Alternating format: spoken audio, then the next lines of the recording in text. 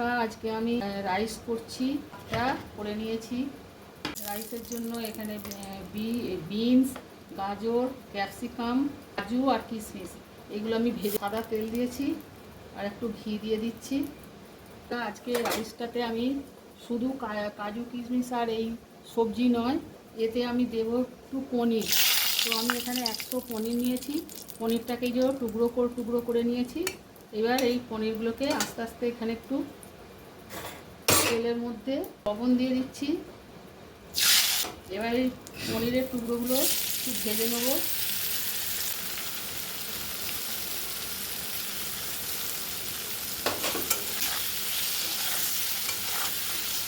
হলুদ আর নুন দিয়ে আমি ভেজে নিচ্ছি পনিরগুলো। এগুলো সব ভাজা হয়ে গেছে, তুলে নিচ্ছি। পনিরগুলো সব ভাজা হয়ে গেল। এবার এগুলো রেখে চড়ে ভাত হয়েছে।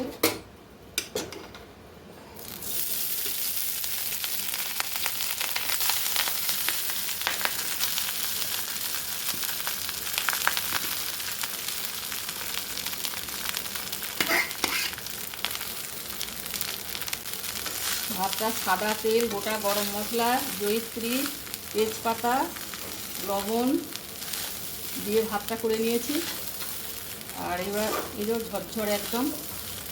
এবার ভাতটাকে ভেজে নিচ্ছি। এবার এতে চিনি দিয়ে দেবো। মিষ্টিটা আপনাদের পছন্দ মতো দেবেন। আমি আমার পছন্দ মতো মিষ্টিটা দিয়ে দিচ্ছি।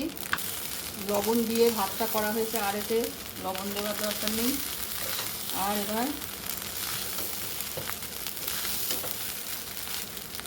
একটা কড়া আমি দেখিয়ে দিচ্ছি এইভাবে।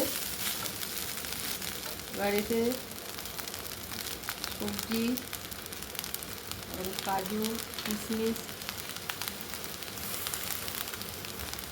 আরও ভাত আছে, তার জন্য রাখলাম।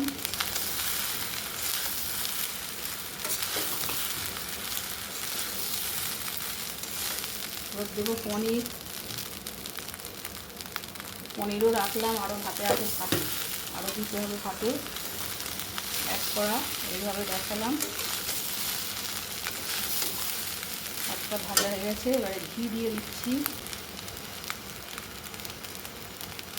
দিলাম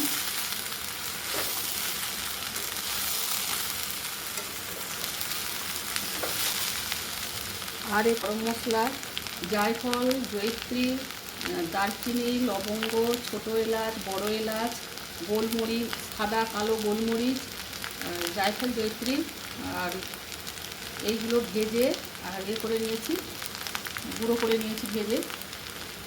এটাও দিয়ে দিলাম। ব্যাস হয়ে গেল রাইস, পনির দিয়ে রাইস। বন্ধুরা, এটার জন্য আর কোনো তরকারি করতে লাগবে না। এই পনির দিয়েই এই রাইসটা খাওয়া হয়ে যাবে। আরও বেশি পরিমাণেও দেওয়া যেতে পারে। রেডি হয়ে গেছে পনির আর সবজি দিয়ে রাইস। এই দেখুন, আমি খানিকটা যে থালায় তুলে নিয়েছি, আরও বাকি আছে, ওগুলো আমি পরে কমপ্লিট করব। তো কেমন লাগলো বন্ধুরা অবশ্যই জানাবেন। আর ভালো লাগলে লাইক কমেন্ট করবেন। আর আপনারা খুব খুব ভালো থাকুন। আর এইভাবে পনির দিয়ে রাইস অবশ্যই একবার করে খাবেন, খুবই ভালো লাগবে। আর কোনো তরকারির প্রয়োজন হবে না। এখন জয় গুরু, জয় মাতারা।